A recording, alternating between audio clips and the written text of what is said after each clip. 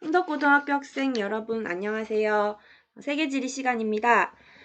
1단원을 마치고 이제 대단원이 세계의 자연환경과 인간생활 강의에 접어들었는데요.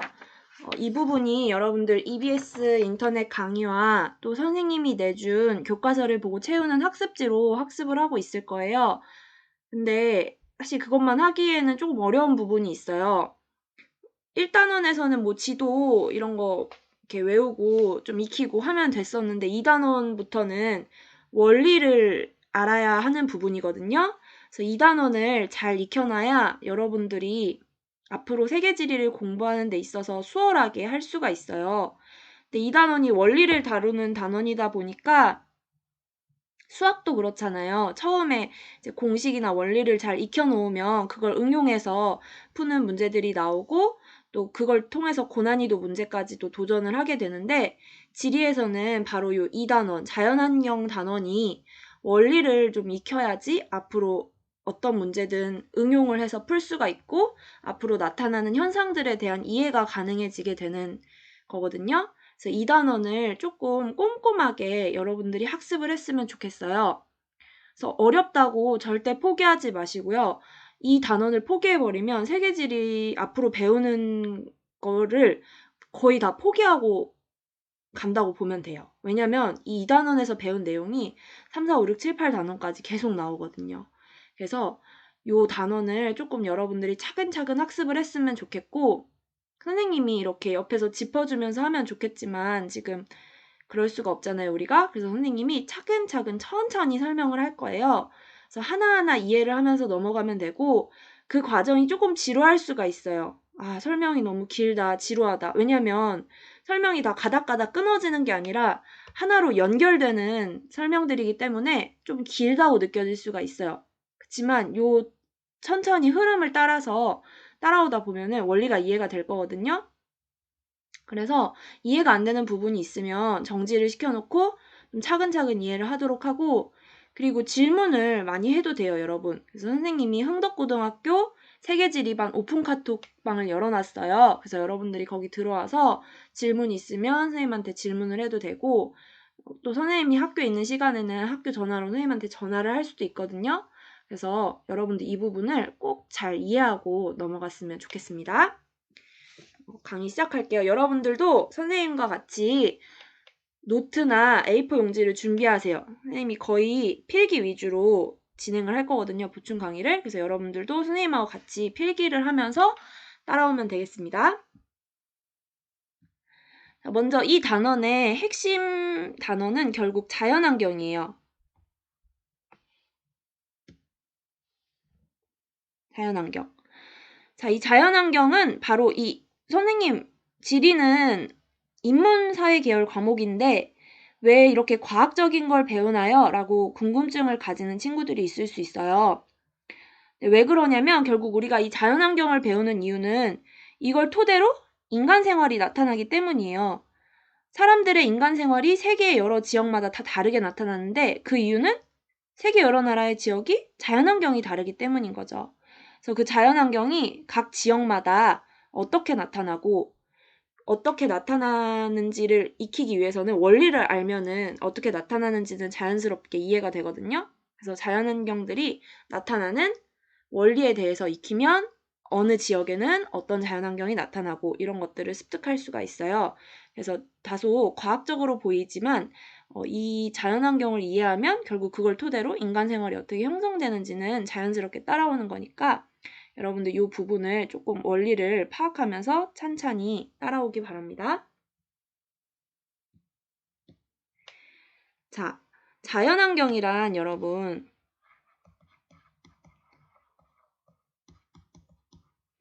크게 보자면 자연환경이 무엇으로 구성되어 있나를 얘기하자면 첫 번째로는 먼저 지형을 이야기할 수가 있어요. 땅의 생김새, 내가 사는 자연환경이 어떠한가를 설명할 때는 첫 번째로 지형을 이야기할 수가 있겠고 두 번째로는 기후를 이야기할 수가 있어요. 내가 사는 지역은 이러이러한 기후를 가지고 있다. 이러이러한 자연환경을 가지고 있다를 설명할 때 먼저 그 지역의 땅의 생김새와 기후 조건을 먼저 얘기하게 되죠. 이게 자연환경을 이야기할 때 가장 중요한 부분이 되고요. 부수적으로 따라오는 것들이 이제 식생이나 토양이 됩니다. 이 식생과 토양은 사실 지형과 기후가 결정되면 거의 따라오는 거예요. 그래서 제일 중요한 자연환경이 무엇으로 구성되어 있나? 라고 이야기를 할 때 우리는 흔히 지형과 기후로 구성되어 있다 라고 이야기를 하는 거고요.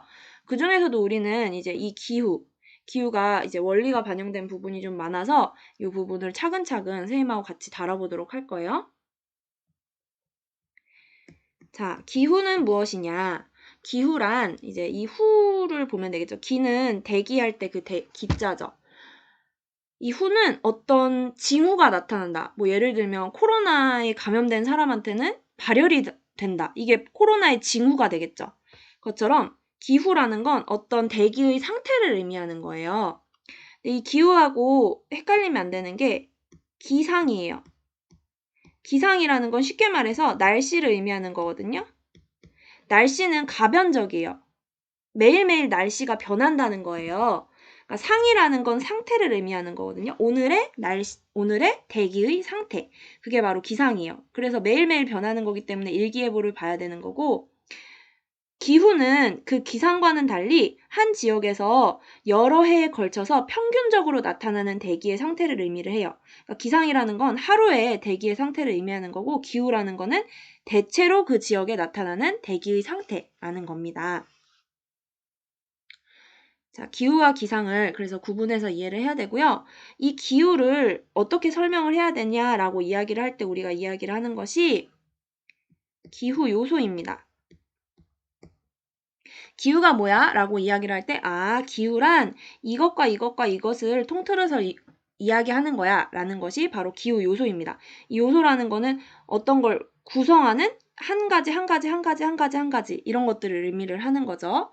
그래서 기후 요소를 크게 우리는 기온과 강수와 바람으로 설명을 할 수가 있어요.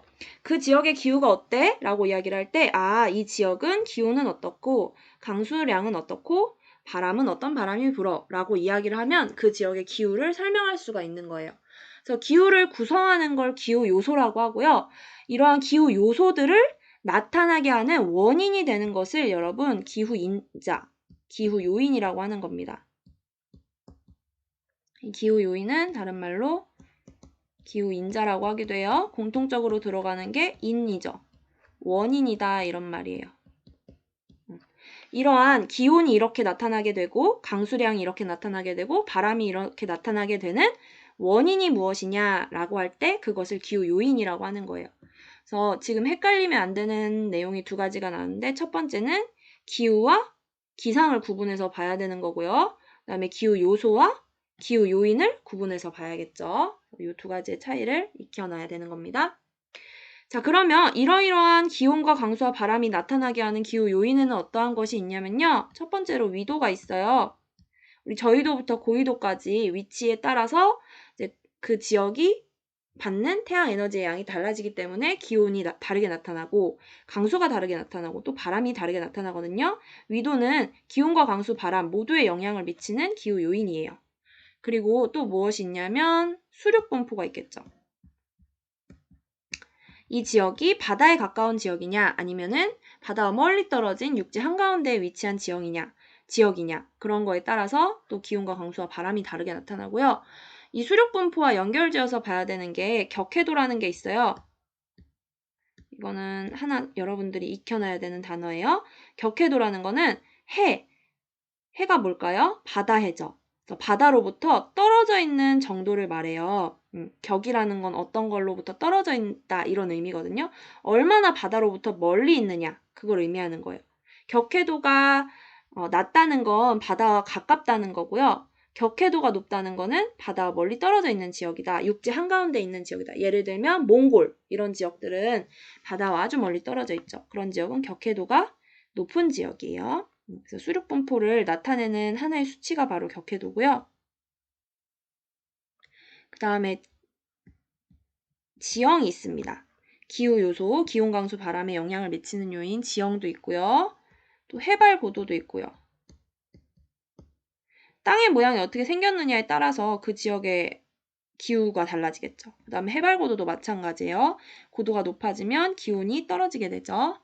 그 다음에 해류도 영향을 미치게 됩니다.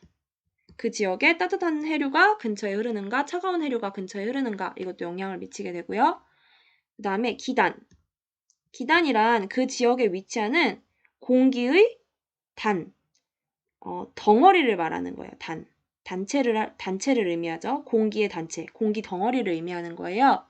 그래서 기단은 크게 성격을 나누자면 건조한 기단이 있을 수 있고 습한 물기를 많이 머금은 기단이 있을 수가 있고요. 또 따뜻한 기단이 있을 수 있겠죠. 온난한 기단 혹은 차가운 기단, 한랭한 기단 이렇게 있을 수 있겠죠. 그래서 어떠한 기단이냐라고 설명할 때 건조하면서 한랭한 기단이에요. 혹은 수변하면서 온난한 기단이에요. 혹은 건조하면서 온난한 기단이에요. 이런 식으로 표현을 할 수가 있는 거예요. 공기의 덩어리, 그 지역에 어떤 공기의 덩어리가 위치하느냐에 따라서 기온과 강수와 바람이 달라지겠죠. 그 다음에 전선이라는 게 있습니다. 전선은 기단과 기단이 마주하는 곳을 의미를 해요. 기단의 경계라고 의미하면 됩니다. 이해하면 됩니다. 기단과 기단이 만나는 곳. 어떤 기단과 어떤 기단은 둘이 만약에 성격이 똑같으면 그냥 하나의 기단이겠죠. 근데 둘의 성격이 달라요. 그렇기 때문에 경계가 생겨요. 둘이 있다면, 그러니까 예를 들면 키가 151인 학생하고 153인 학생이 있어요. 그러면은 둘 다 150대지만 151인 애보다는 153인 애가 더 크죠. 그러면 얘는 작은 기단, 얘는 키가 작은 아이, 얘는 키가 큰 아이 이렇게 상대적으로 결정되는 거예요. 기단도 마찬가지예요. 따뜻한 기단이 있고 따뜻한 기단이 있어도 누군가가 하나는 상대방보다는 더 따뜻하겠죠. 그래서 경계선이 생기게 마련이에요. 성격이 다르니까.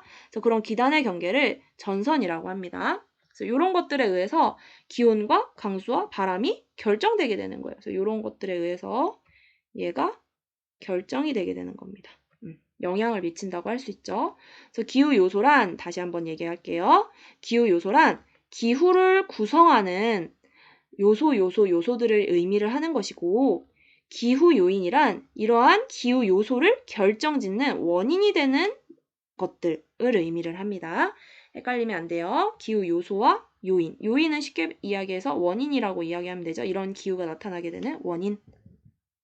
그래서 그 결과로 나타나게 된 게 이 지역의 기온, 이 지역의 강수, 이 지역의 바람이 되는 것입니다. 자, 그러면 먼저 우리 기후 요소를 먼저 볼 거고요. 기후 요인을 먼저 볼 거고요. 그 다음에 기후 요소를 볼 거예요. 기후 요인들을 하나하나 살펴본 다음에 그것들이 어떠한 기후 요소로 나타나는지를 차근차근 살펴보겠습니다.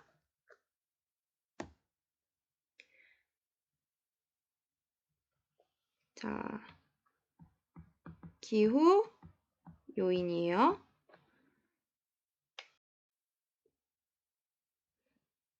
기후 요인 중에서 가장 먼저 위도를 다뤄보겠습니다. 위도가 기후에 미치는 영향은 정말 막대해요. 기후 요인 중에서 가장 영향력이 큰 걸 굳이 꼽자면 위도를 꼽을 수가 있거든요.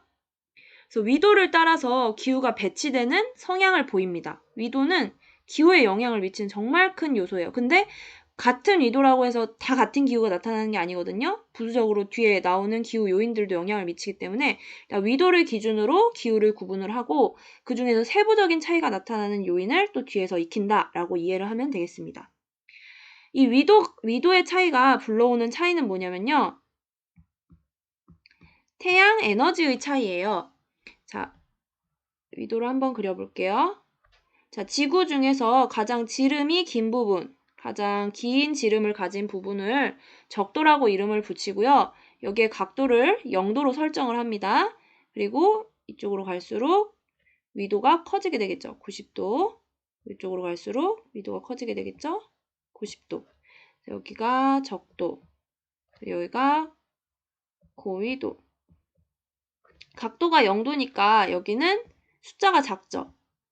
저위도. 그 다음에 여기는 숫자가 크죠. 90. 그래서 고위도라고 하고요. 여기를 극이라고도 표현을 합니다. 여기도 마찬가지고요. 자, 위도가 이렇게 설정이 되어 있으면 90도, 위도 90도인 고위도와 위도 0도, 저위도인 적도가 가지는 차이는요, 결국 태양 에너지의 차이라는 거예요. 그림을 하나 볼게요. 자, 위도별로 태양 에너지의 차이를 보여주는 그림이에요. 지금 여기 보면 적도에 들어오는 화살표, 그리고 이쪽에 들어오는 화살표, 고위도에 들어오는 화살표, 다 모두 에너지의 양이 같습니다. 태양 에너지는 같은 양이 들어오게 되는데요. 근데 여기 적도 부분을 보면요. 태양 에너지가 도달하는 면적을 한번 볼게요. 여기는 이렇게 좁은 면적의 태양 에너지가 들어오는 반면 극지방 쪽을 볼게요. 같은 양의 태양 에너지가 이렇게, 왜냐하면 지표면이 이렇게 굴곡져 있기 때문에 이렇게 퍼져서 들어오게 됩니다.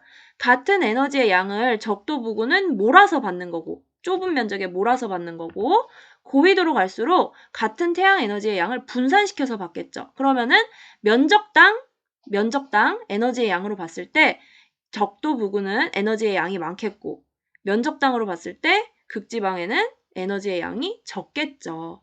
그래서 위도에 따라서 태양 에너지의 양이 달라지기 때문에 결국 기온의 차이라든가 강수량의 차이라든가 바람의 차이가 나타나게 되는 거예요. 그래서 위도가 태양 에너지의 차이를 불러오기 때문에 결국 기후에 영향을 미친다. 이렇게 이해를 하면 되겠습니다. 그 위도를 살펴볼 때 또 하나 봐야 되는 게 지구가 그냥 이렇게 똑바로 서 있는 게 아니에요. 지구 자전축이 기울어져 있거든요. 이것 또한 기후에 영향을 미칩니다.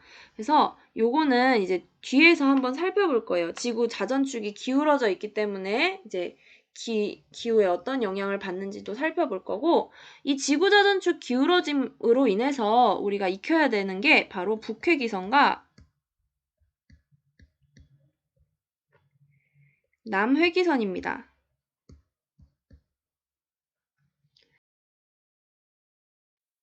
자, 여러분, 적도 부근이 태양 에너지가 가장 집중해서, 그러니까 동일한 면적으로 비교해 볼 때 좁은 면적에 태양 에너지가 많이 들어오는 지역이기 때문에 이 지역은 에너지가 과잉, 에너지가 많은 지역이고 이 지역은 에너지가 부족한 지역이다. 이렇게 이해를 했을 거예요. 아까 그 사진을 통해서. 근데 지구가 이렇게 똑바로 서 있는 게 아니라 지구 자전축이 기울어져 있어요. 그래서 우리가 익혀야 되는 게 북회기선과 남해기선이라는 겁니다. 우리 선생님이 교과서에 있는 그림을 하나 가져와 볼게요.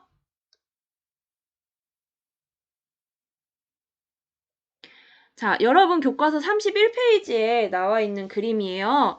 그래서 지도를 표현을 할 때 꼭 지도에 선을 하나 그어줍니다. 모든 지도에는 이 선이 거의 다 그어져 있어요. 이게 바로 적도예요. 이곳이 적도다라고 표현을 해주는 거고요. 적도 옆에 북회기선과 남해기선이라고 선이 하나씩 더 표시가 되는 경우가 있어요. 이게 뭐냐면 북회기선과 남해기선이 뭐냐면 지구로 치면은, 다시 지구로 돌아와서, 자, 지구가 이렇게 똑바로 서 있는 게 아니라 기울어져 있습니다. 이렇게, 아이고 너무 찐빵같이 이렇게 기울어져 있어요. 자, 기울어져 있는데 적도가 원래는 이렇게, 여기가 적도겠죠. 자, 그런데 이 기울어진 각도가 여러분 몇 도인지 아시나요? 선생님이 알려줄게요. 23.5도예요. 익힐 필요는 없어요. 자, 23.5도이기 때문에, 자, 태양 에너지가 가장 좁은 면적에 집중해서 나타나는 데가 적도가 아니라 남쪽으로 내려온 요 지역이 되는 거예요. 이 지역이 바로 남위 23.5도가 되는 겁니다. 자, 근데 태양이 이렇게, 지구가 태양의 이 오른쪽에 위치할 때도 있지만 지구가 태양의 왼쪽에 위치할 때도 있겠죠. 이렇게 적도. 그럴 때면, 아이고 이거 선생님 잘못 그렸네.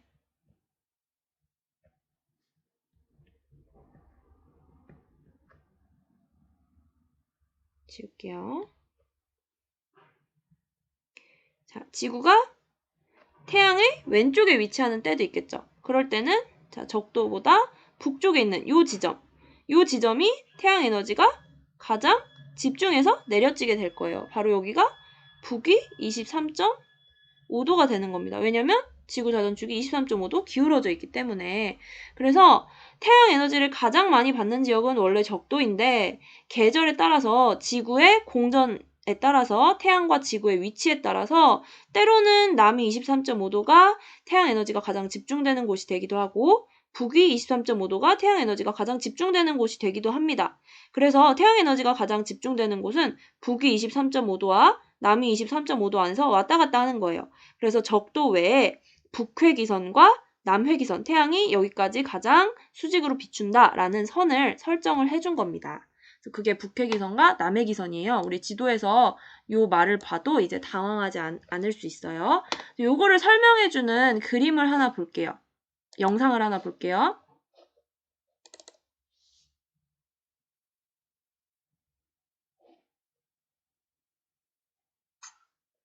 The axis of the Earth is an imaginary line. 자, 지구가 똑바로 기울어져 있는 게 똑바로 서 있는 게 아니라 이렇게 23.5도 기울어져 있죠. 이런 영어 단어는 여러분 신경 쓰지 마세요. 선생님 다 설명해 줄게요. 자, 그렇기 때문에 지금 요거 선생님 정지를 해서 한번 보겠습니다. 원래는 요 빨간 선이 적도인데 여기가 태양 에너지가 가장 집중되는 게 아니라 지금 요쪽에 태양 에너지가 가장 집중되어 있죠. 왜냐면 태양보다 지구가 이쪽에 와 있기 때문에. 그래서 이쪽 북반구 쪽에 태양 에너지를 더 많이 받고 남반구 쪽은 태양 에너지를 더 적게 받는 계절인 거예요. 지금 태양과 지구의 위치로 봤을 때.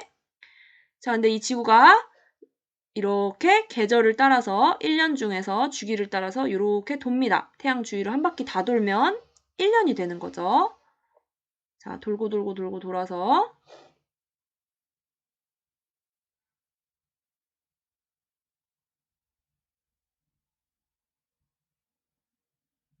자, 돕니다. 지금 벌써 1년이 지난 거예요, 여러분. 지금 2년째 가고 있어요.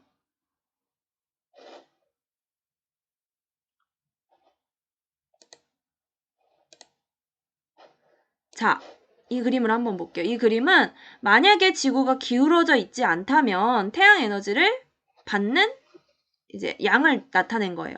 그래서 여기 적도 부근엔 태양 에너지가 90도 수직으로 비추기 때문에 가장 집중해서 내려지게 되고 극지방은 태양 에너지가 퍼져서 이렇게 넓게 퍼져서 들어가기 때문에 태양 에너지의 양을 적게 받게 되겠죠.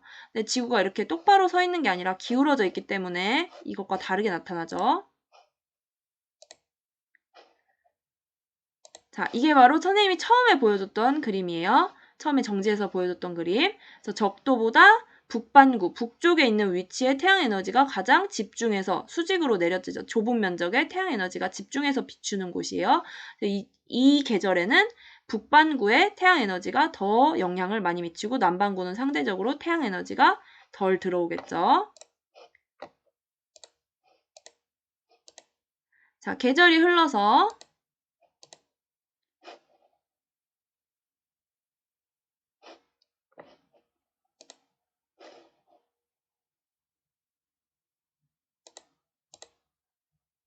자, 계절이 흘러서 지구가 태양의 오른쪽에 있는 위치가 됐어요. 우리가 화면에서 봤을 때. 자, 그 계절에는 적도보다 남쪽, 남반구 쪽에 가장 태양 에너지가 수직으로 비춰지겠죠. 수직으로 비는 위치가 남반구가 되겠죠. 그래서 여기가 바로 남회기선이 되는 거예요. 아까 북반구에 가장 태양 에너지가 수직으로 비쳤던 이 선은 북회기선이 되겠고요.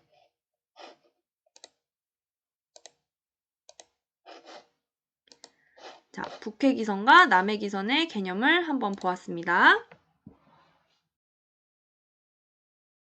자, 결국 태양이 23.5도 기울어져서, 지구가 23.5도 기울어져서 태양 주위를 공전하기 때문에 어떤 현상이 나타나게 되냐면요.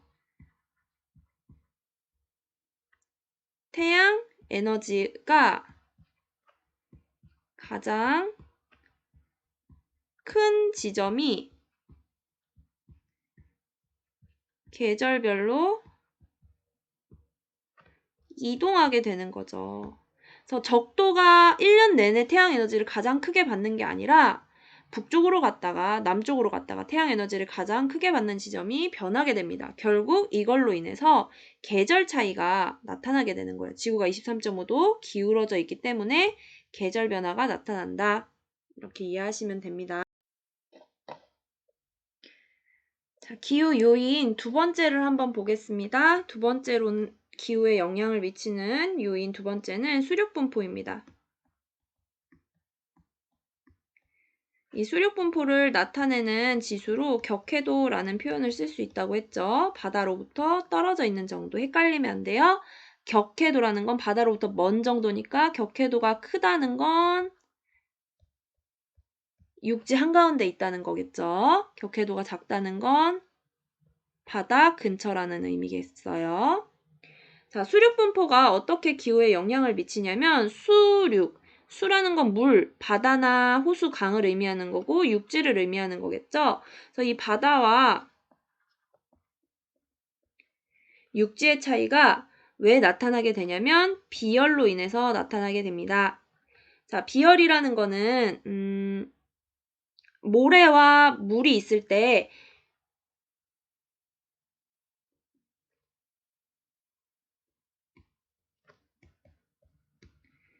같은 태양 에너지 양이 육지에 비칠 때와 바다에 비칠 때 온도 변화의 차이를 의미하는 거예요. 육지는 그러니까 같은 양의 태양 에너지를 받더라도 육지는 빨리 뜨거워지고요. 바다는 천천히 뜨거워지거든요. 즉 바다에 온도 변화를 일으키기 위해서 에너지가 육지보다 훨씬 많이 필요할까요? 적게 필요할까요? 그쵸. 온도 변화가 나타나기 위해서 에너지가 더 많이 필요하게 되는 거겠죠. 똑같은 태양 에너지를 가했을 때 육지가 더 쉽게 뜨거워지고 바다는 천천히 뜨거워져요. 즉, 바다가 육지보다 비열이 크다라고 표현을 해야 되는 겁니다. 단위 면적당 온도를 높이기 위해서 필요한 에너지의 양은 육지보다 바다가 훨씬 큰 거예요. 자, 바다가 육지보다 비열이 크니까 어떤 차이가 나타나냐면요. 어떤 지역이 바다와 가까이 있으면 바다의 성질을 띠게 되거든요. 그래서 바다의 성질을 띠는 지역은요. 하루 중에서 기온의 차이가 심하지 않아요.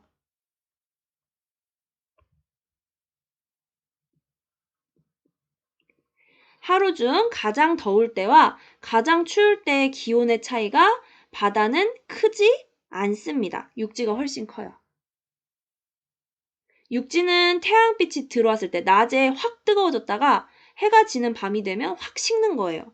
근데 바다는 낮에도 육지보다는 덜 뜨거워지고 밤에도 육지보다는 더 천천히 식게 되는 거죠. 그래서 일교차가 작게 나타납니다. 기온 변화가 크지 않은 거예요. 근데 육지는 일교차가 크게 나타나고요.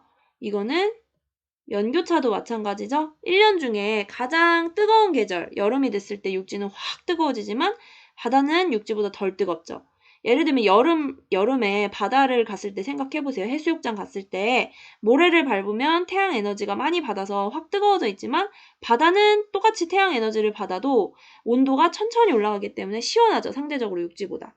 그래서 그렇게 되는 거예요. 연교차도 바다가 육지보다 훨씬 작게 나타납니다. 작다, 크다 이렇게 이해를 하면 됩니다. 수륙분포로 인해서 그 지역에 일교차나 연교차가 차이가 나타나게 된다. 이렇게 이해하시면 됩니다. 다음에 세 번째 기후 요인이 뭐냐면요. 해발고도예요. 자, 고도가 높아질수록 온도는 어떻게 될까요? 온도는 낮아지게 돼요. 예를 들어 자, 히말라야 산이라고 생각을 해볼게요. 히말라야 산 꼭대기에 보면 뭐가 쌓여 있죠? 눈이 쌓여 있어요. 왜냐면 높은 고도로 올라갈수록 기온은 낮아지기 때문이에요. 그래서 아래에서는 막 더운 열대기후가 막 나타나도 높은 산 꼭대기에 가면은 만년설이 이렇게 쌓여 있어요. 고도가 높아질수록 기온은 낮아지기 때문이에요. 자, 네 번째 기후 요인은요. 지형입니다. 지형. 지형은 다양하게 영향을 기온이나 강수나 바람에 다양하게 영향을 미치지만 이제 가장 좀 주목해서 봐야 되는 게 이 현상이에요. 강수량이에요. 강수량. 요 산이 있다고 할 때 자, 공기의 흐름이 요 방향으로 간다고 생각을 해볼게요. 자, 그럼 공기 덩어리가 이렇게 이동을 하다가 높은 산을 만나면 여러분 이 산을 뚫고 지나가지 못해요. 공기가. 그렇기 때문에 산을 따라서 지형을 따라서 올라갑니다. 자, 올라가다 보면요. 우리 고도가 높아질수록 온도는 어떻게 된다 했죠? 낮아진다고 했죠. 그렇기 때문에 수증기가 공기 중에 있는 수증기가 응결을 하게 돼요. 수증기가 응결을 하게 되면 그게 우리 눈에 보이게 되면서 뭘로 표현이 되는 거죠? 구름으로 되는 거죠. 이 수증기가 응결하는 구름이 올라갈수록 더 수증기를 많이 흡수하게 되고 이렇게 흘러가면서 이 주변에 있는 수증기를 끌어가겠죠, 얘가. 수증기를 더 많이 흡수하고 또 기온이 낮아지니까 수증기가 또 응결을 해요. 응결하면 무거워지게 되겠죠. 무거워진 수증기는 물방울이 되어서 지면으로 떨어지게 됩니다.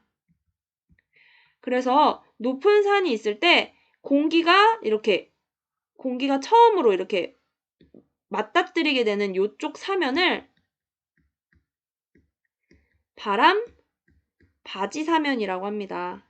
바람을 처음으로 맞이하는 사면이죠. 바람을 받아들이게 되는 사면. 그래서 바람바지 사면은요, 이렇게 공기가 타고 올라가면서 점점 기온이 낮아져서 응결하게 되고, 결국 수증기가 이제 물방울이 되어서 응결해서 지면으로 떨어지게 됩니다. 그래서 바람바지 사변은 비가 많이 와요.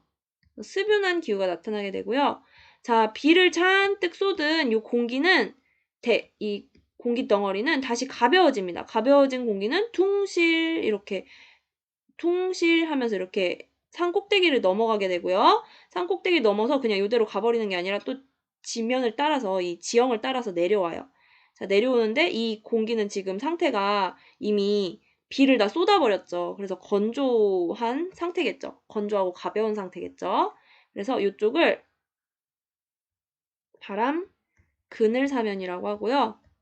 이 지역은 건조한 기후가 나타나게 되는 것입니다. 지형도 한 지역이 습윤하게 되는지 건조하게 되는지 강수량에 영향을 미치게 되는 요인이 되겠죠. 그다음에 5번째는 해류예요. 기후에 영향을 미치는 요인 5번째는 해류입니다. 한 지역이 바닷가에 있는데 그 바다에 따뜻한 난류가 흐른다면 상대적으로 그 지역은 따뜻해지겠죠. 근데 한 지역이 있는데 그 옆에 있는 바다에 한류가 흐른다면 그 지역은 상대적으로 추운 지역이 되겠죠. 따뜻한 바닷물이 흐르는 지역보다는 차가운 바닷물이 흐르는 지역에 이제 기온이 낮을 거예요. 그리고 또 바닷물이 따뜻하면 증발이 활발하게 일어나겠죠. 증발작용이 이렇게 활발하게 일어나는데 바닷물이 차가우면 증발이 잘 일어날까요? 잘 일어나지 않죠. 증발이 잘 일어나지 않는다는 건 다른 말로 대기가 안정되어 있다는 뜻이에요. 한류가 나타나는 지역은 대기가 안정되어 있다. 이거 뒤에서 한 번 더 다룰 거니까 기억해 두기 바랍니다. 자, 여기까지 기후 요인을 봤고요. 이제는 기후 요소들을 하나하나 좀 뜯어볼 거예요. 요런 지금 5가지를 봤어요. 첫 번째는 기후에 영향을 미치는 첫 번째는 위도. 위도에 따라서 저위도냐, 고위도냐에 따라서 태양 에너지의 양이 달라지기 때문에 이제 기온이 달라진다. 이런 걸 배웠고요. 또 지구 다전축이 기울어져 있기 때문에 계절의 변화가 생긴다. 이런 걸 배웠고요. 그다음에 2번째는 수륙 분포. 바다와 가까운가 아니면 바다와 머냐에 따라서 일교차와 연교차가 어떻게 나타나는지가 달라졌어요. 육지의 성향을 많이 가진 지역은 바다와 멀리 떨어진 지역은 일교차와 연교차가 크게 나타나고 바다와 가까운 지역은 바다의 영향을 많이 받아서 일교차와 연교차가 작게 나타나요. 천천히 데워졌다가 천천히 식게 되겠죠. 3번째는 해발고도였어요. 해발고도에 따라서 해발고도가 낮은 지역은 기온이 높지만 해발고도가 높아질수록 기온이 낮아진다.